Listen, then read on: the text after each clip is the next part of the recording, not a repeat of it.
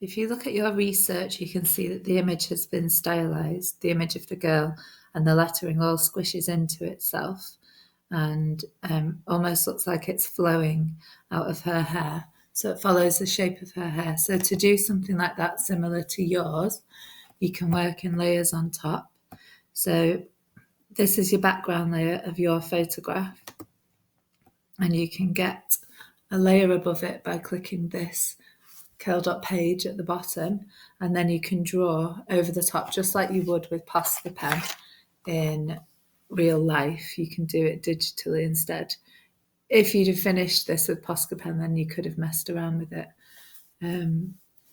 on Photopea after I made this a bit easier, but I don't think you've got any finished versions of these.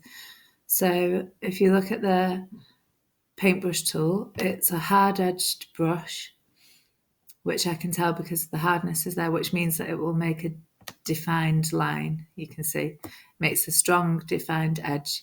If you've got a blurry edge, it's more like a spray can, so it goes on sort of fuzzier, you can see. So I'll just undo them over here.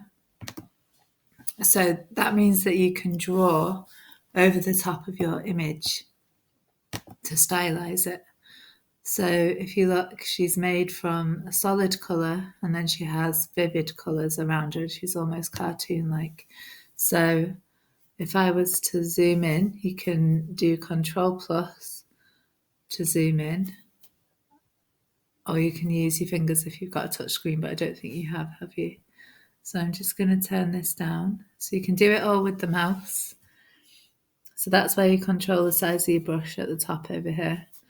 So I could trace around. Now I'm not doing it very neatly, but you will, because you're going to take your time just doing it fast. So you could change the colour of the brush over here. So let's say you want to make it a pink colour. You just click on the colour there and you choose the pink or whatever colour you want. So I could do your eye in the vivid pink colour.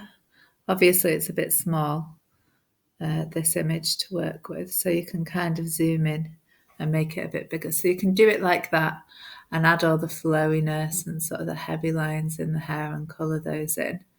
Obviously I'm doing it really messily because I'm not taking my time to do it carefully. So if you defined it really carefully and sort of spent time making it as detailed as possible and zooming in a bit closer so you can see it, or you can stylize in other ways as well. So if I hide the layer that I was just working on and show you how to stylize it. So I need to be on the background layer to be able to do anything to it. So I can do things like on adjustments, I can posterize. So image adjustments, posterize, and it will turn it into levels of color. So I can increase the number of levels. Oh, it's too many for you to see in effects. So you can see I'm sort of turning it more cartoony by dragging along these levels. So that's quite nice. But if you went even further down, you could stylize it even more. Now, you might not like how it looks because of the colour, but you can change the colour after. So you could go to image adjustments, hue saturation. That's one way of doing it. This changes all the colours in the picture. So as you drag along, you can change all the colours at once. And you might decide to remove these green bits off the face. So you can do that too if you get the magic wand. So to be able to do anything to a part of a picture, you have to select it. So by clicking on these parts, I need to be on add to. So each tool has got its own controls within itself. So if I click on this here, that's a unite tool, which means that each time I click on a part, it will unite with the selection that I've already got. So I've selected all of those, and then if I press backspace, I can delete it. Or actually it's gone see-through, so that's because it's gone down to the layer beneath. So I could just paint it with a white colour. So if you switch those around, white is on top, that's what it's going to paint with. So I could paint inside, and it will only paint on the bits that I've selected. It can't paint on anything else. So I can paint inside there. And you can see what you're doing if you do select, deselect. So you can see that I got rid of some of the green. So I could try, if you zoom in, you can do Control Plus. You can see what you're working with then. And then if I use the magic wand, I can select the green area here. I quite like the bit on top of the eye, so I might leave that. And I'll just select these see-through bits so that I can colour them in. So if I then now paint on it, so make sure you're on the paintbrush, and then you can paint white over the areas that you've selected. So don't paint in the bits that you don't want to get rid of, just paint in the bits that you do. So you can sort of stylize and develop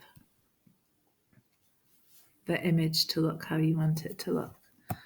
So then if you do select, deselect, you can also colour without, so look, I'm colouring now without any selection. So if something is far away from other parts, you don't need to select it. So if you think you can control the brush without selecting anything, you can just do it like that. So here I can kind of just colour over this green area without destroying the edge of the chin because it's quite far away. So if it's difficult to do that, then you just shrink the size of the brush so that you can work more intricately. So I'm working with a tiny brush now, which is just the size of that inside pixel. Okay. If you do Control minus, you can zoom out. You could select a colour to replace it. So if you do image adjustments, replace colour, then let's say I don't like the green, although I do like the green, but let's say I don't like the green, I can click on the green to select the green.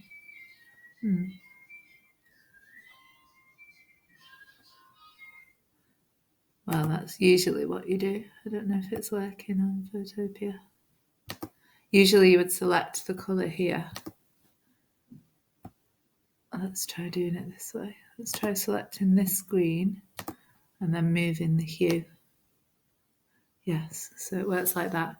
So you can see that I'm changing just the colour of that green part to different colours. So that looks quite nice.